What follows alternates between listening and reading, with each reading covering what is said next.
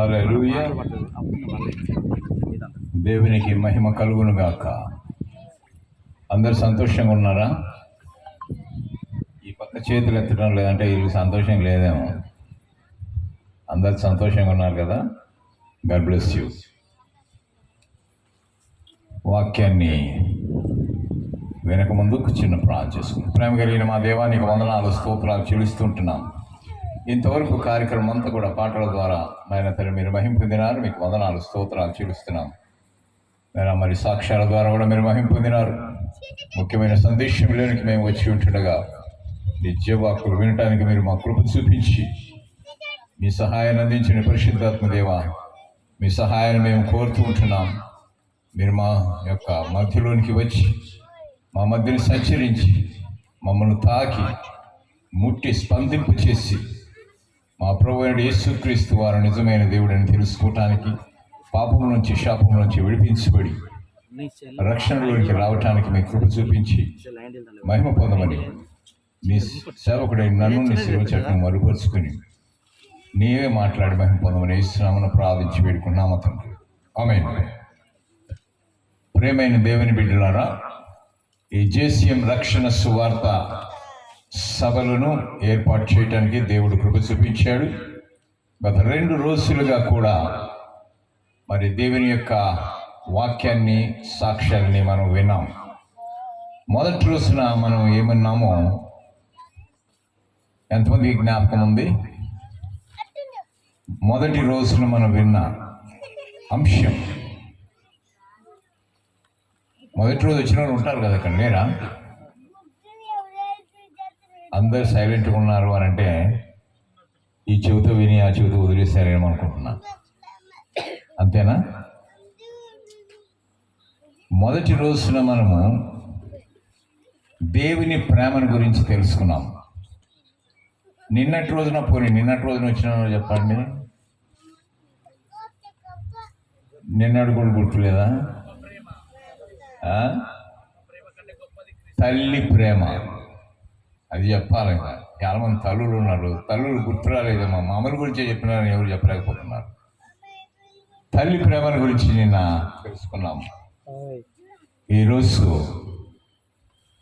తల్లి గర్భం నుంచి బయటకు వచ్చినటువంటి ప్రతి వ్యక్తి కూడా తన జీవితము శాశ్వతము కాదు అని, అశాశ్వతమని తెలుసుకోవాలని మీకు జ్ఞాపకం చేస్తున్నా.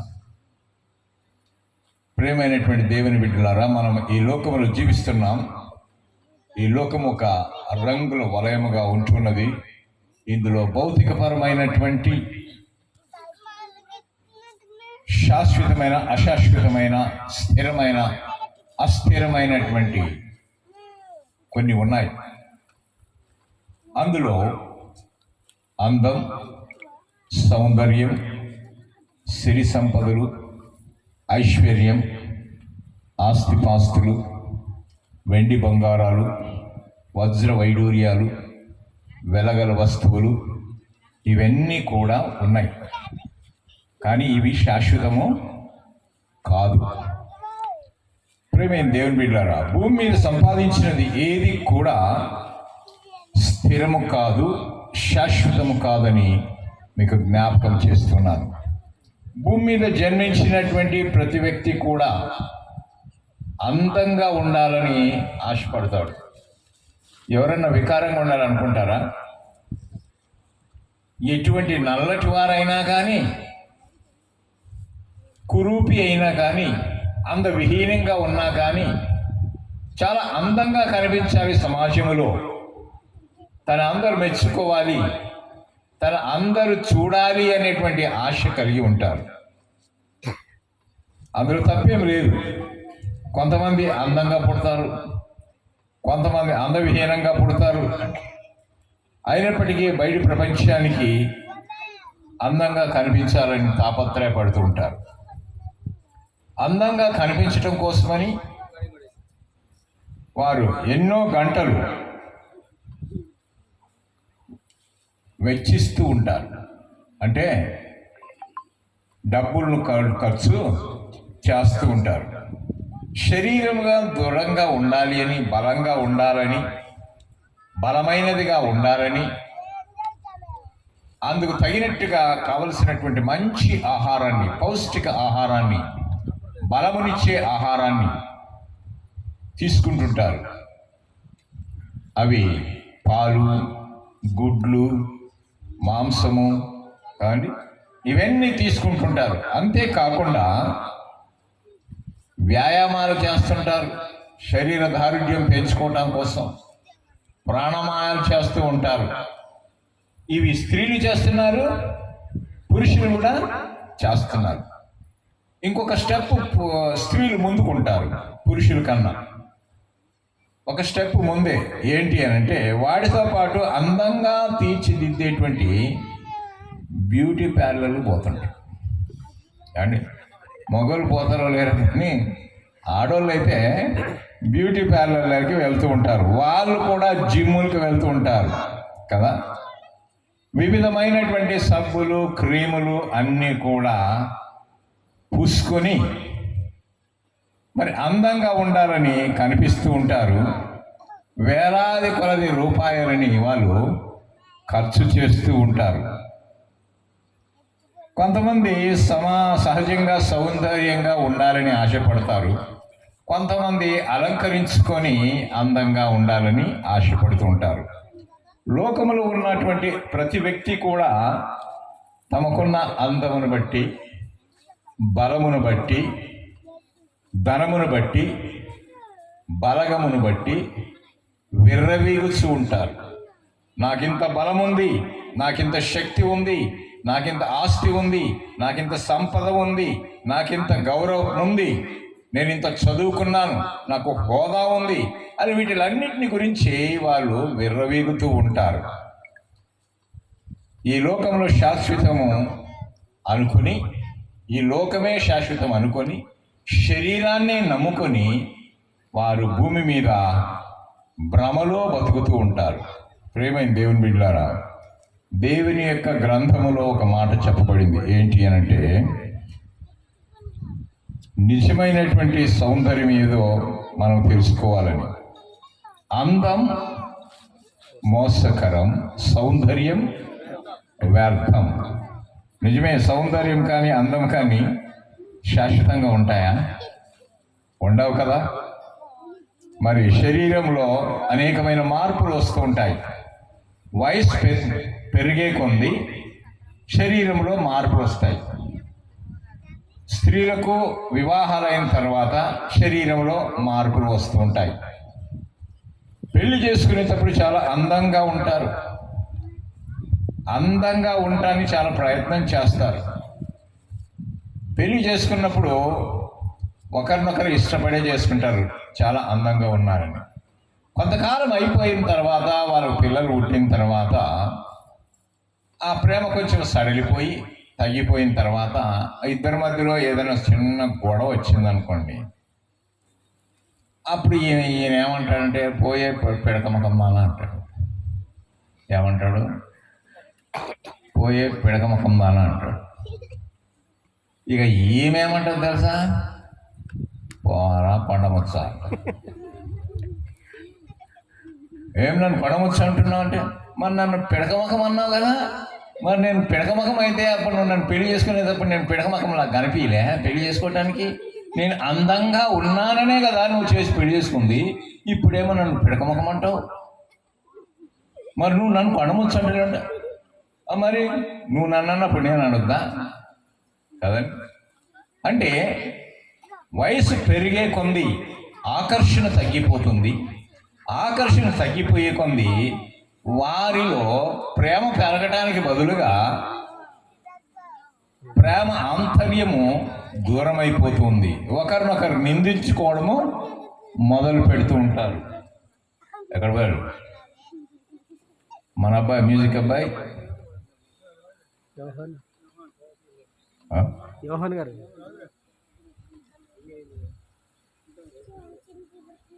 ప్రేమైన దేవుని బిడ్డలారా, అందరూ ఈ విధంగా నిందించుకుంటూ ఉంటారు. అది సహజంగా మనం వింటూనే ఉంటాం సమాజంలో. అయితే ఇవి నిందించుకోవడం ఎంతవరకు? ఎంతవరకు నిందించుకుంటాం? మరణం వరకే కదా. మరణం తర్వాత నీ అందం ఎక్కడుంది, నీ ధనం ఎక్కడుంది, నీ బలం ఎక్కడుంది? కనుక ఇది అశాశ్వతమైనటువంటి జీవితములో ఉండి అందము సౌందర్యము అని అశాశ్వతంగా ఉంటారు. కానీ నిజమైనటువంటి అందము సౌందర్యాన్ని గురించి మనం ఆలోచన చేయవలసినటువంటి వారంగా ఉంటున్నాం. మీ మధ్యలో నేను నిలబడి ఈ మాదిరి చెప్పడానికి దేవుడు నాకు ఇచ్చినటువంటి మంచి అవకాశం. ఎందుకంటే అంత్యకాలంలో మనం చూస్తున్నాం, ముందున్నటువంటి దినాల్లో ఉన్న విధంగా ఇప్పుడు లేదు. ఇప్పుడు చిన్న పిల్లలు మొదలుకొని పై పెద్దల వరకు కూడా వాళ్ళలో మార్పులు వచ్చేసి అందంగా కనిపించాలని ప్రయత్నం చేస్తారు. కనుక అందము, సౌందర్యము, సిరి సంపదలు ఇవన్నీ ఎవరిచ్చారండి? ఎవరిచ్చారు? బ్యూటీ పార్లర్లో ఇచ్చారా? ఎవరిచ్చారు? మనకు దేవుడిచ్చాడు. అందం, సౌందర్యం, సిరి సంపదలు ఆ దేవుడే ఇచ్చాడు నీ కోసం. అందం, సౌందర్యం, సిరి సంపదలు ఆ దేవుడే ఇచ్చాడు నీ కోసం. నీకున్న అందము చూసి మురిసిపోతున్నావు నీవు, అవయవాలలో దేనిని చేయని నీవు. నీకున్న అందము చూసి మురిసిపోతున్నావు నీవు, అవయవాలలో దేనిని చేయని నీవు. అందం, సౌందర్యం, సిరి సంపదలు దేవుడే ఇచ్చాడు నీ కోసం.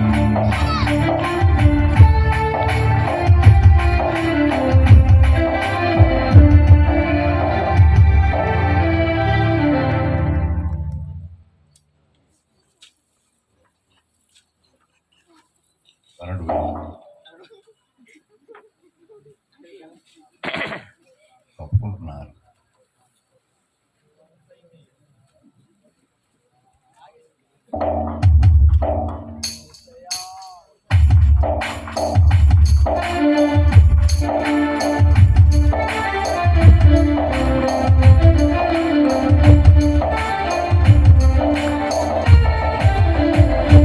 నీవు అందగాడి వాణి, అందగత్త వాణి, మురిసిపోకుమా, మోసపోకుమా, వరం చూసుకొని గర్వ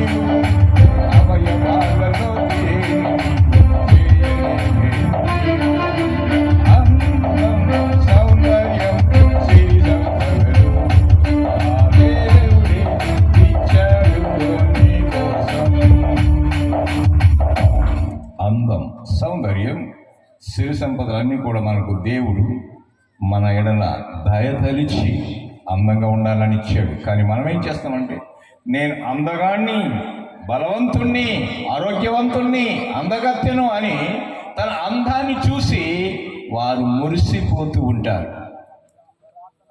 వారి ఆశంతా శరీరం మీద పెట్టుకొని బ్రతుకుతూ ఉంటారు. కానీ ఒకటి మాత్రం గుర్తించరు, ఏంటి అంటే, ఒకరోజు చనిపోయిన రోజున మన శరీరాన్ని ఏం తినేస్తాయండి? పురుగులు తింటాయి. మన ముందు ఏదైనా ఒక ఎలకపిల్ల చచ్చిపోయిందని అక్కడ పడిందంటే అక్కడనే చూస్తూ ఉన్నాం అనుకో, ఒక రోజంతా దాని పొట్ట ఉబ్బి పగిలిపోయి దాంట్లోంచి ఏమొస్తాయి? పురుగులు వస్తాయి. మనిషి చనిపోయిన తర్వాత వాడిని తీసుకొచ్చి సమాధిలో పెట్టిన తర్వాత కొన్ని రోజులు అయిన తర్వాత ఏమవుతుంది? పురుగులు వస్తాయి. కొన్నిసార్లు బ్రతికుండగానే, మంచములో ఉండగానే ఆ వ్యక్తి యొక్క శరీరంలో నుంచి ఏమొస్తాయి? పురుగులు వస్తాయి. కనుక మన శరీరంలో ఉండేటువంటిది అంతా కూడా వ్యర్థమైనదని దేవుడు జ్ఞాపకం చేస్తున్నాడు. ఎందుకంటే ఏదో ఒక రోజున మనము ఈ లోకమును వదిలిపోవాల్సిందే. నాకు ఆస్తి ఉందని, సంపద ఉందని మనం కొన్నిసార్లు గర్వపడి మన కళ్ళు నెత్తి మీదకి వస్తాయన్నమాట. లెక్క చెయ్యం, ఎవరిని కూడా లెక్క పెట్టం. అటువంటి పరిస్థితిలో ఉంటాం. అయితే నీ తనువు మీద కానీ, శరీరం మీద కానీ ఆశ పెట్టుకోకుండా చచ్చిపోయినప్పుడు నువ్వు ఏవి రాదని గుర్తెరిగి నీవు ప్రభు అయిన యేసును అంగీకరించాలని దేవుడు జ్ఞాపకం చేస్తున్నాడు. అందము మోసకరము, సౌందర్యము వ్యర్థము అంటే అది అశాశ్వతమైనదని దేవుడు జ్ఞాపకం చేస్తున్నాడు. అందుకని బైబిల్ ఏం చెప్తుందో తెలుసా? చిమ్మట కొట్టిన వస్త్రముల వలె నీవు వారి అందమును మార్చేదవు అన్నాడు. చిమ్మట అంటే తెలుసు కదా, చిన్న చిన్న పురుగులు. ఒక వస్త్రానికి అవి పురుగులు పట్టినప్పుడు ఏమవుతుంది అంటే రంధ్రాలు పడతాయి. ఆ వస్త్రానికి రంధ్రాలు పడతాయి. రంధ్రాలు పడినప్పుడు ఆ వస్త్రం దేనికి కూడా మనం ఉపయోగించాం. అలాగనే శరీరాన్ని దేవుడు చెడగొడతాడు. ఎట్లంటే అప్పుడప్పుడు మొఖాల మీద ఏమొస్తాయండి? చుక్కల్లాగా వచ్చే ఏమైపోతాయి? కొన్నిసార్లు అవి పుండులాగా అయిపోయి గుంతలు పడతాయి, అందవికారం అయిపోతారు. కనుక ఈ అందమంతా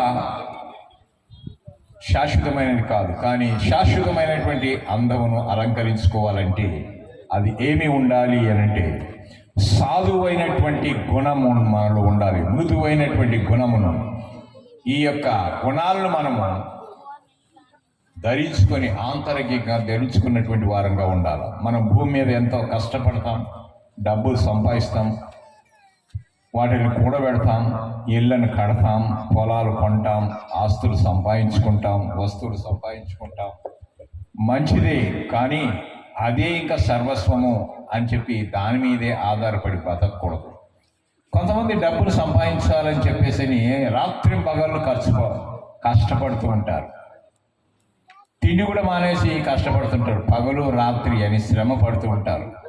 అలాగా వారు తమ ఆరోగ్యాన్ని నిర్లక్ష్యం చేసి ఎక్కువ శాతం మనం ఎవరిలో చూస్తామనంటే ఐటీ కంపెనీస్లలో చేసేటువంటి వారు,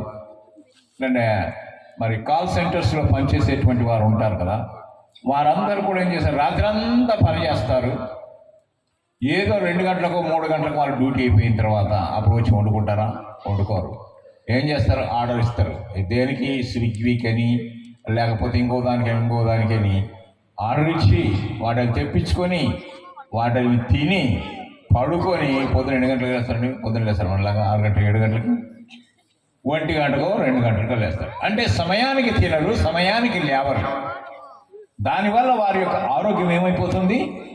క్షీణించిపోతూ ఉంటుంది. కనుక ఆరోగ్యాలు పాడు చేసుకుంటారు. చివరికి తాను సంపాదించిన దాన్ని దేన్ని కూడా వారు అనుభవించలేకపోతూ ఉంటారు. అయితే దేవుని వాక్యం చెప్తుంది ఏంటంటే అది స్థిరము కాదు. ఐశ్వర్యం పొందటానికి నీవు ఆతృత పడవద్దు, ఆశ పడవద్దు. ఒకవేళ నీకు అటువంటి అభిప్రాయం కలిగినా కానీ దాన్ని నీవు వదిలిపెట్టాల్సిందే. ఎందుకంటే నీవు దాని మీద ఎప్పుడైతే నీవు దృష్టిని పెడతావో, దాని మీద ఎప్పుడైతే నువ్వు ఆశ కలిగి ఉంటావో, అది వెంటనే ఏమైపోద్దంట? పక్షిరాజు ఆకాశంలో రెక్కలు కట్టుకొని ఎగిరిపోయినట్లుగా నీ ధనమంతా ఎగిరిపోతుంది. ఈరోజు నా దగ్గర ఉంటుంది, రేపు నీ దగ్గర ఉంటుంది, ఎల్లుండి ఇంకొకరి దగ్గర ఉంటుంది. కానీ ఒకరి దగ్గరే అది శాశ్వతంగా ఉండనే ఉండదు. కనుక కొంతమంది ఏం చేస్తారంటే ధనవంతులు అవడానికి ఆతృత పడి అక్రమ సంపాదన సంపాదిస్తుంటారు. ఎంత సంపాదించినా కానీ సంచిలో వేసిన చిల్లి సంచి కాదండి, రంధ్రాలు పడినట్టు సంచిలో వేస్తే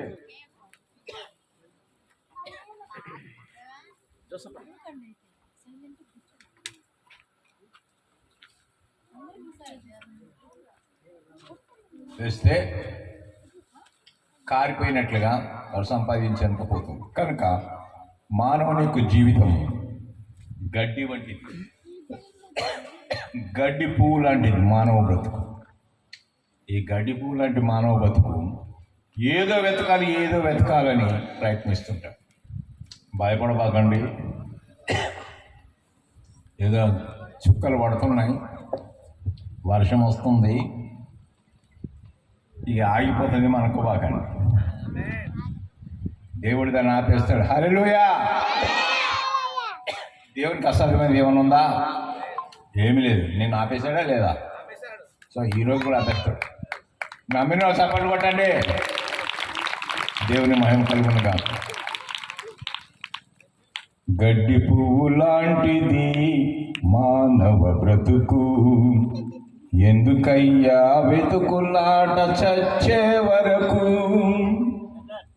గడ్డి పువ్వు లాంటిది మానవ బ్రతుకు, ఎందుకయ్యా చచ్చే వరకు వెతుకులాట. సూర్యుడు వస్తే పువ్వు రాలిపోతుంది, మరణము వస్తే నీవు రాలిపోతావు. సూర్యుడు వస్తే పువ్వు రాలిపోతుంది, మరణము వస్తే నువ్వు రాలిపోతావు. పువ్వులా రాలిపోతావు. పువ్వులాంటిది మానవ బ్రతుకు, ఎందుకయ్యా వెతుకులాట చచ్చే వరకు.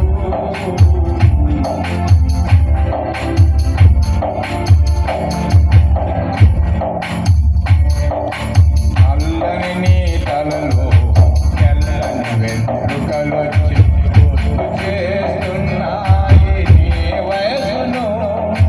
ఈ సమయము ఆసన్నమైనదని. తెల్లని నీ తలలో తెల్లని వెంట్రుకలొచ్చి గుర్తు చేస్తున్నాయి నీ వయసుని. నీ సమయము ఆసన్నమైనదని. ప్రాణంతో ముందే ప్రభుని నమ్ముకో, సమయముండగానే రక్షణను పొందుకో. సమయముండగానే రక్షణను పొందుకో. పువ్వులాంటిది మానవ బ్రతుకు, ఎందుకయ్యా వెతుకులాట చచ్చే వరకు.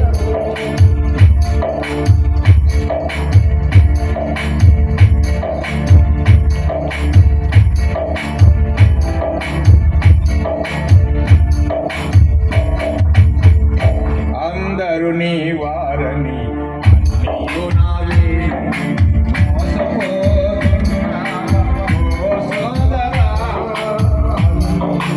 అసలు ఈ లోకమే కాదురా. అందరూ నీ వారని అన్నయ్యో మోసపోతున్నావా ఓ సోదరి. నీగసలు ఈ లోకమే కాదురా. లోకాశల నుండి దూరముగా పారిపో. పరిశుద్ధునిగా బ్రతికి ప్రభు చెంతకు చేరు. లోకాశల నుండి దూరముగా పారిపో. పరిశుద్ధునిగా బ్రతికి ప్రభు చెంతకు చేరు. గనులన్నది మానవ బ్రతుకు, ఎందుకయ్యా వెతుకులాట చచ్చే వరకు. సూర్యుడు వస్తే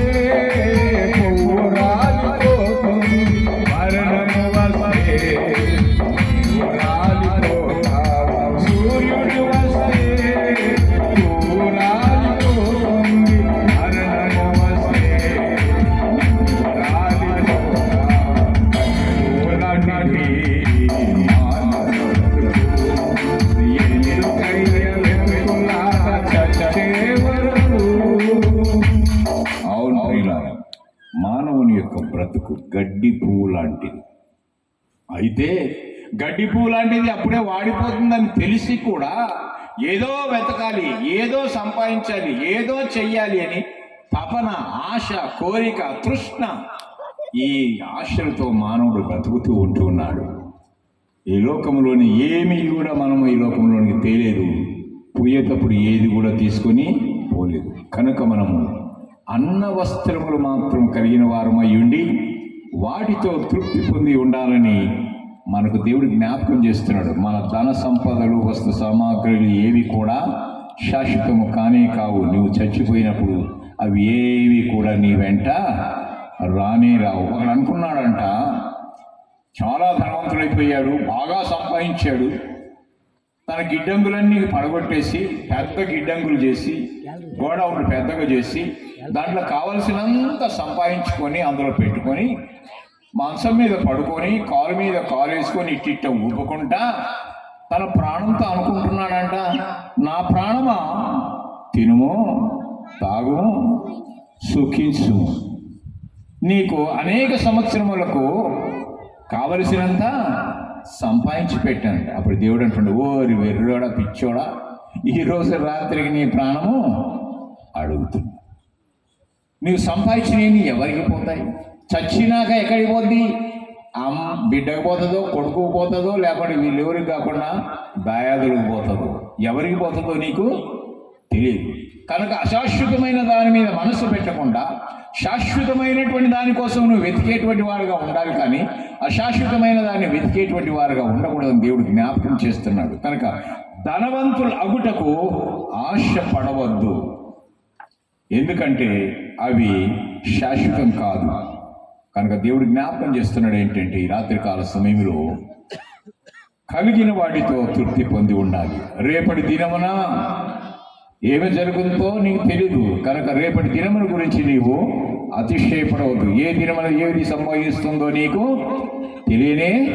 తెలియదు. తెలిస్తే మనం అప్పుడు భద్రపరచబడుకుంటాం, కానీ మనకు తెలియదు నీ ప్రాణం ఎప్పుడు పోతుందో తెలుసా? తెలియదు. నరుని ఆయు గతించి దినముల వంటివి, ఏ రోజు ఏమి జరుగుతుందో తెలియదు కనుక మరి అది ఎటువంటిదంటే వికసించిన పువ్వు లాంటిది, వాడిపోయే గడ్డి పువ్వు వంటిది, నీటి మీద బుడగ లాంటిది. అయినా ఈ జీవితం మీద మానవుడు మక్కువ పెంచుకొని దానికోసమే బ్రతకాలని తపన పడుతూ ఉంటాడు, ఆశపడుతూ ఉంటాడు.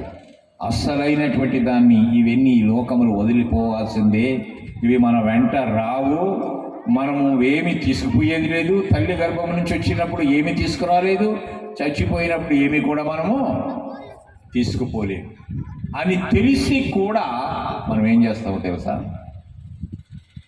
తపన పడుతుంటాం, సంపాదించాలి. అశాశ్వతమైన వాటి కోసము తాపత్రయపడుతూ ఉంటాం. మనిషి ఆశాజీవి కనుకని తృప్తి లేని జీవితం. వాంట్స్ ఆర్ అన్లిమిటెడ్, కోరికలు అంతులేనటువంటివి. ఒకటి తీరుతుండగానే మరి ఒక కోరిక పుడుతూ ఉంది, ఆ కోరిక తీరుతుండే ఇంకోటి పుడుతుంది. అంటే మనిషి ఆశాజీవి కనుక కోరికలు తీరుతూనే ఉంటాయి, కావాలి అనుకుంటూనే ఉంటాడు, కానీ అది ఎప్పటికి కూడా తీరినటువంటిదిగానే ఉండిపోతుంది, తృప్తి లేనటువంటి వాడు. కనుక ఏనాడు కూడా మనము ఈ జీవితము వ్యర్థమని ఆలోచించము.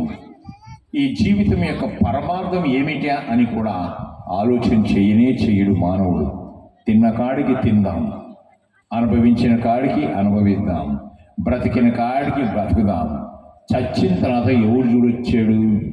మనం బతికి ఉన్నప్పుడే బాగా తిందాం, బలిసిపోదాం. నువ్వు బలిసిపోతావు, తెచ్చుకుంటావు రోగం, కిడ్నీ రోగం, బీపీలు, షుగర్లు, ఇవన్నీ తెచ్చుకుంటావు కదండి. కనుక లోకములో ఉన్నదంతా కూడా అశాశ్వతమని తెలిసి కూడా అశాశ్వతమైన దానికోసము వెతుకులాడుతూ ఉంటాడు. కానీ మనం వెతకవలసింది ఏంటంటే శాశ్వతమైన దాన్ని మనం వెతికేటువంటి వారంగా ఉండాలి.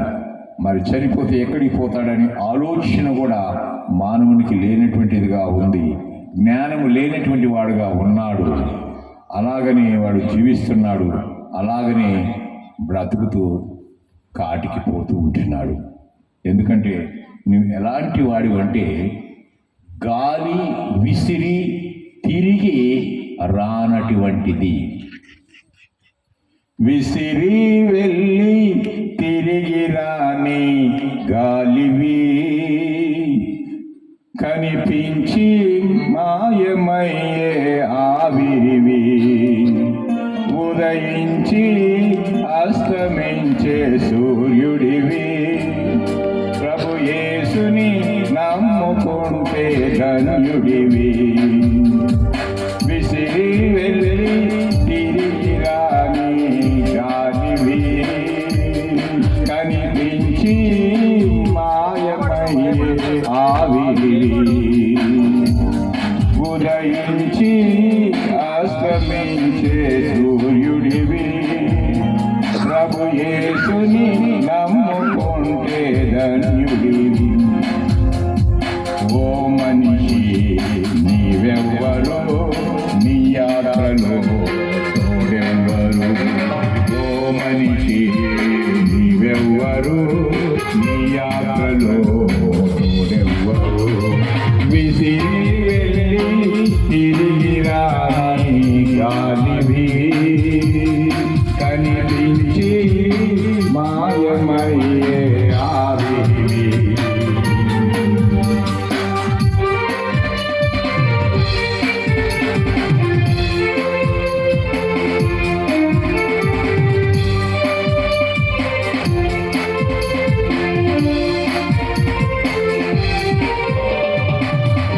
విదుట కోయుట ఎరుగని పక్షికి లోటేముంది, ఎండకు వానకు అడవిలో జీవికి భయమేముంది. విదుట కోయుట ఎరుగని పక్షికి లోటేముంది, ఎండకు వానకు అడవిలో జీవికి భయమేముంది. బతకటానికి మనిషి చింత బహు వింతగా ఉంది. పగలు రాత్రి పదేసిన ఫలితం ఏముంది. బతకటానికి మనిషి చింత బహు వింతగా ఉంది.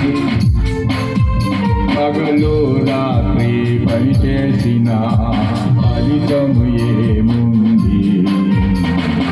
ఓ మనిషి నీవెవరు, నీ యాత్రలో తోడెవరు. ఓ మనిషి నీవెవరు, నీ యాత్రలో తోడెవరు. విసిరి